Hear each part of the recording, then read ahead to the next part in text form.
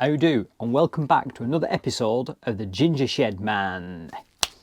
Yes! In today's episode, you're going to see a little bit of this. So, in today's video, so, what do you want to say, so? Let's go. And a little bit of that. Nooks and crannies. And a bit more of this. In today's video, something a little bit different to the previous videos of electrical work. Today we've got this.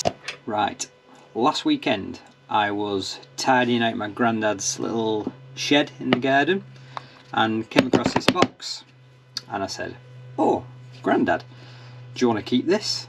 And he was like, "Yes lad, I do.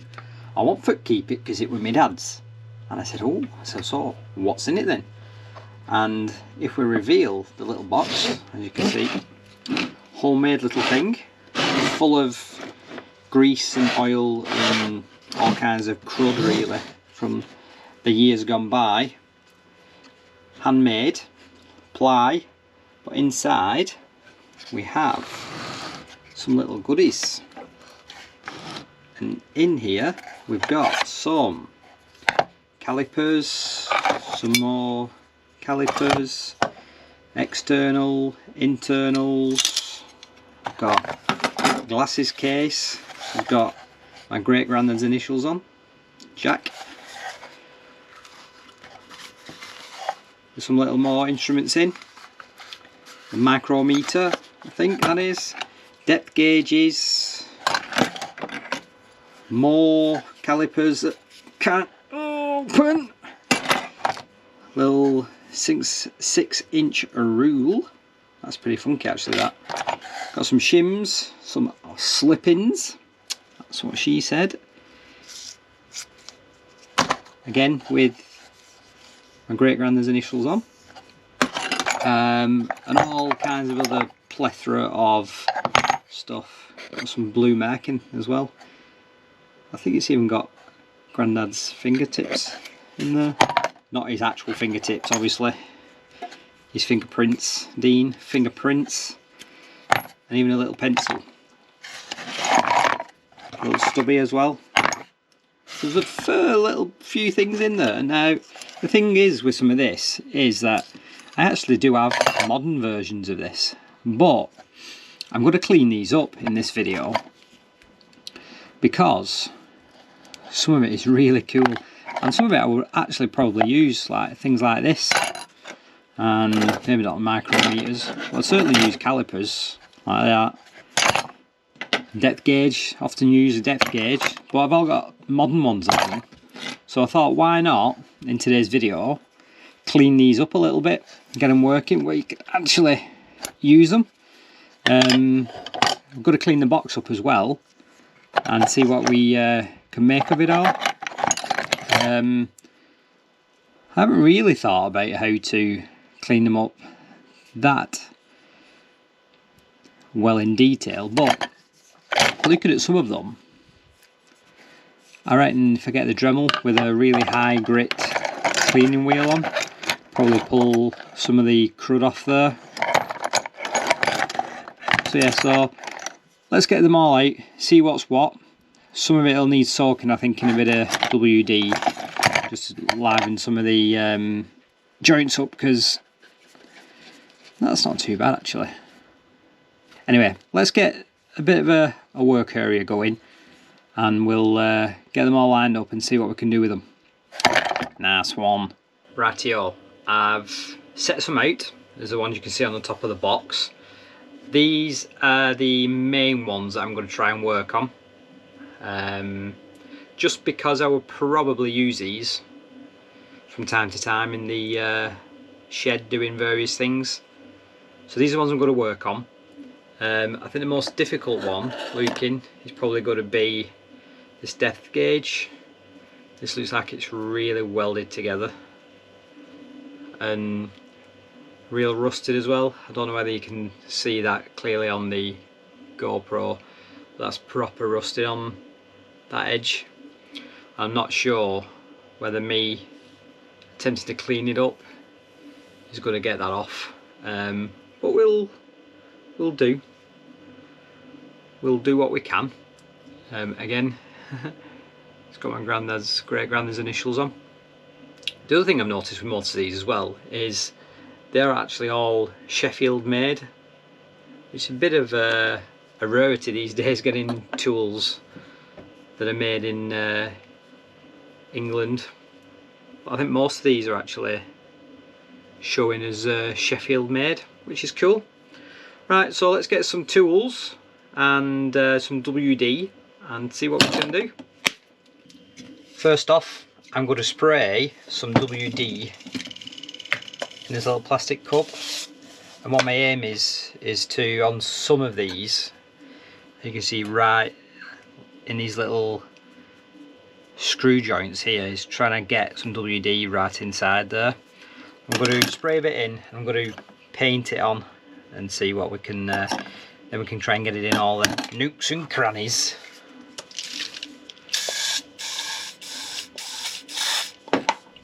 Hey! Nice. So the idea is that I'll just take a little bit of this.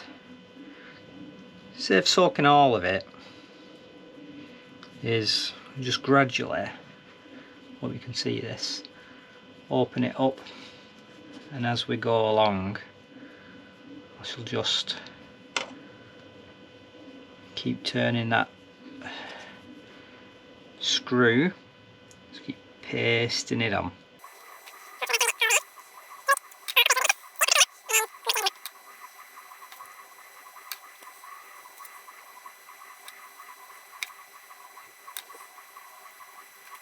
That's that bit done on that one.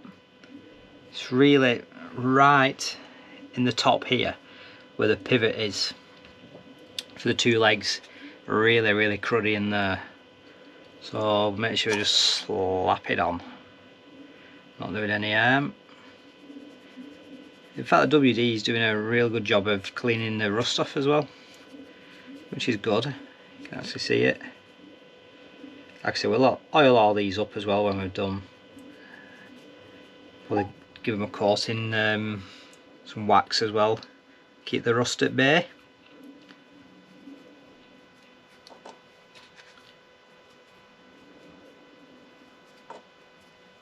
Yep, so again, I said so, I shall learn not to say so all the time.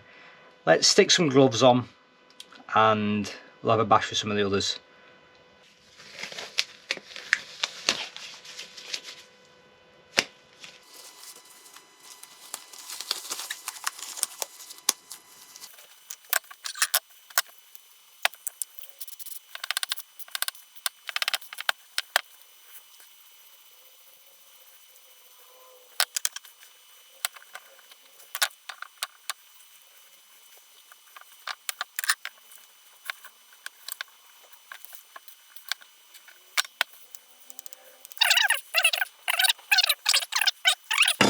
More giving them.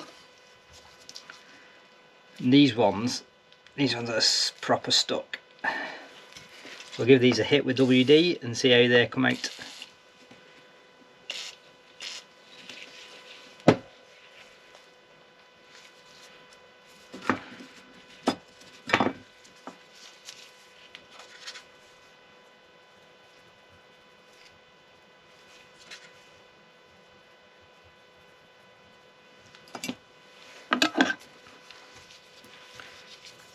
Same with the depth gauge.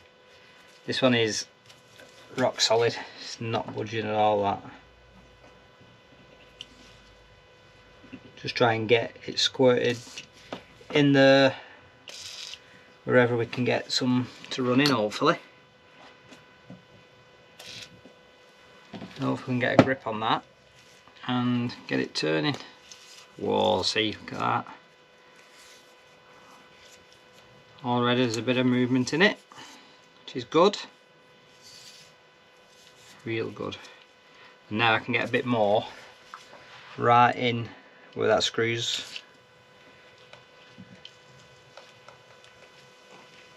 Hopefully that'll help, and it'll not make it any worse anyway. Put it that way. Look at that now. Yes. for the rust removal, I don't think it's actually going to take that much to come off, to be fair. They're all a lot freer now since doing the old WD. I mean, that thumb screw there is a lot, or getting there, a lot looser than they were previously. The bigger one is definitely a little bit freer. Still a bit to go on that one, I think. But we're getting there. The next step is to try and get rid of some of the rust, because there's a fair bit on them, especially like these ones, these calipers. It's all the way around, in the middle, everything. We're going to get rid of, attempt to get rid of it using the trusty Dremel, the Dremel Model 4000. It's a bit of a beast, this one is. Now, what I like to use, these little, I think they're a buffing wheel, and they come in different grits. I've got an absolute shed load of them in the shed. But the beauty about this Dremel is that it's got a speed control on it, so you can have it real slow. So I'm going to start off real slow on these ones, the bigger calipers, and just see how we go, really. I've used this wheel before, but it looks like there's a lot of life left in it. We'll give it a go and see how we get on with it. I'm going to do just a quick pass over, pretty slow on this, and then we'll have a see what it looks like. Nice. Safety first.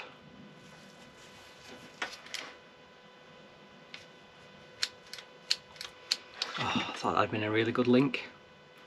Failed again, Dean. Failed again.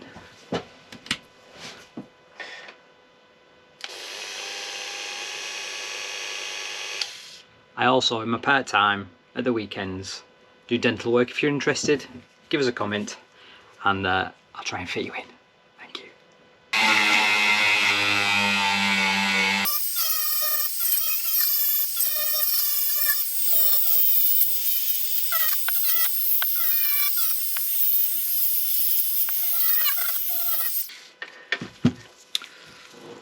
I think you'll agree, just doing that couple of minutes has really brought this side up compared to the bit that I haven't done. Done round the top here, haven't done down here, so you can definitely see the difference between the two. So I think the Dremel is the way forward with it. Obviously leaves a little, this is the highest grit that I've got. I think this is a 400 grit, the wheel. So this is the highest I've got, but it does leave some little buff marks in there. You might not be able to see on the camera or not, I'm not sure. But we'll get those out with some polish when we polish them up, hopefully. So I'm going to crack on a little bit more with this one and see how we get on. Oh yeah, you can just see here as well, Sheffield. Woo. You see as well, these wheels is they do wear down pretty quick. Like I said earlier, I have used this before, but it's ready for a change. You know that it's ready for a change when you get a face full of the bloody stuff, like I just did. So I thought I'll change it. Really easy. Everybody knows Dremels are good. She'll get another couple of these from the stocks, the plethora of things that we have in this shed.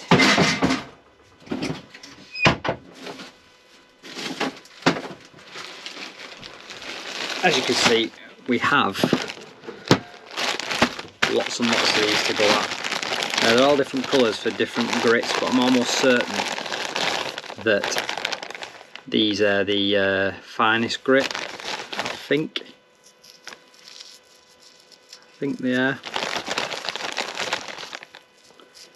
Yeah, I think so.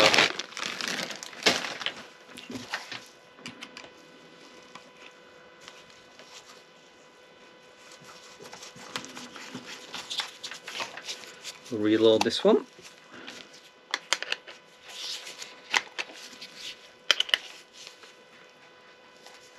And then get the spanner stuck. And look like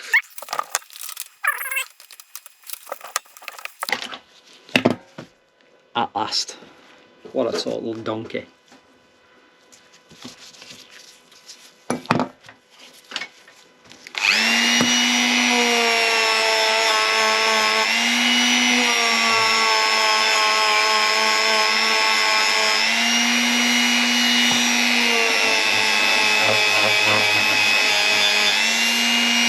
We're getting somewhere.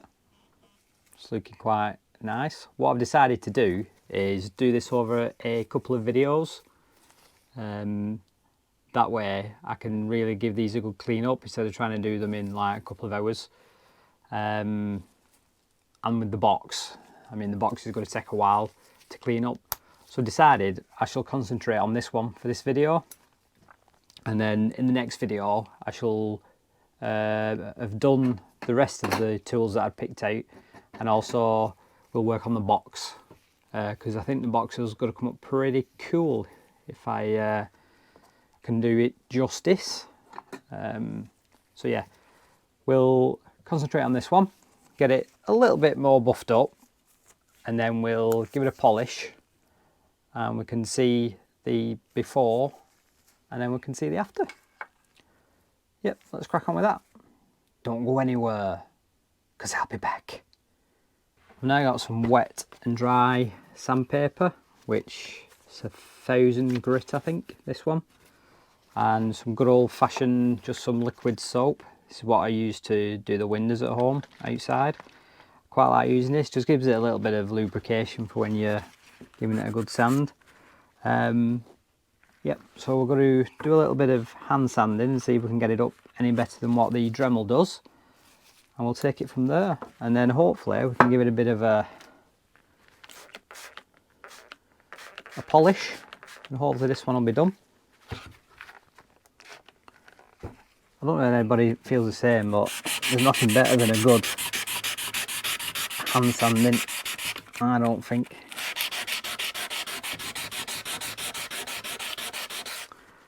It's already coming up pretty nice.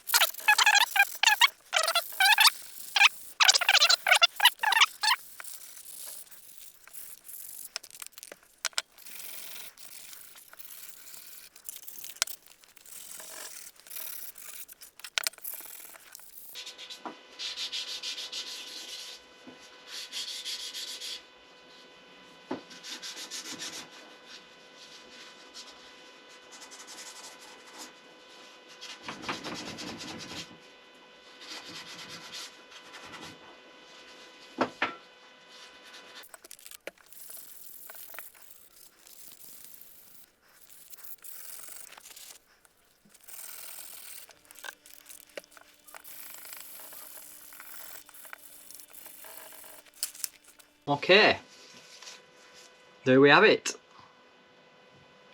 So we've hit it with a Dremel at a 400 grit buffing wheel, and then I've gone over and give it a bit of a wet sand with 1000 grit sandpaper and a bit of window washing soap. I find it's probably the best thing to use. I think you can use just plain water, you can use fairy washing up liquid, all kind of gives it a little bit of traction if you use a bit of soapy water. I think it's come up pretty neat compared to what it was like. If I do have a before photograph, I shall put it on screen now, and you can see what it's like. So, you see it's still a little bit stiff though. Maybe it's workable. You don't want it too loose, because it'll not do what you want it to do. I'm going to try and give it a polish now. Hopefully the polish will just buff out a little bit of the marks that are still on there from the sandpaper, and put a nice sheen on it. You don't want it too shiny, but hopefully in a few minutes this will look something a lot better than when we started. Hopefully. Anyway, hopefully.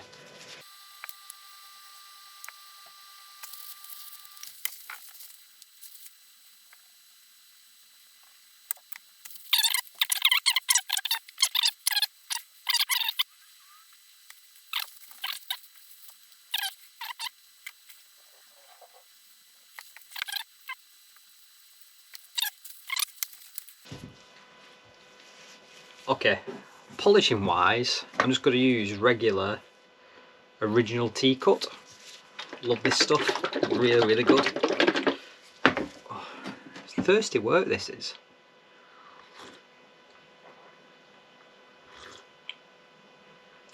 Cheers, Cable Smith. Good brew as well, good brew.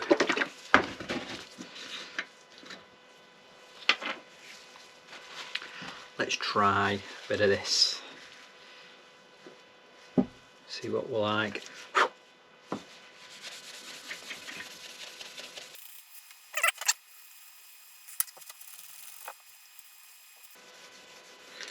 Nice. It's almost sparkling.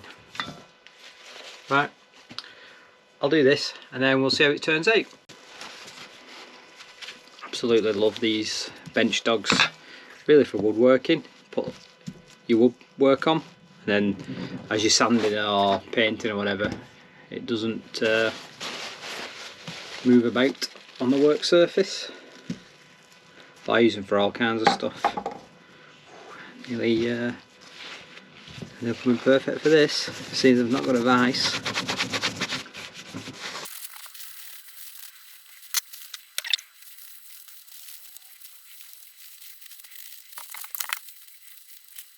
Looking pretty darn good.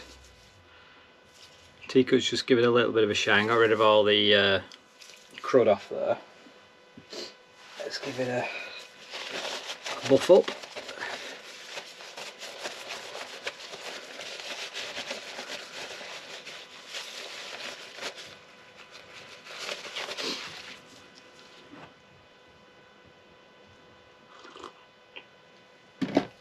Yeah, I think that looks pretty decent, don't you think? I think so, compared to what it was. Now the next thing I'm going to do with it, now we've got it some kind of nice look to it, is to wax it up. Got some beeswax somewhere.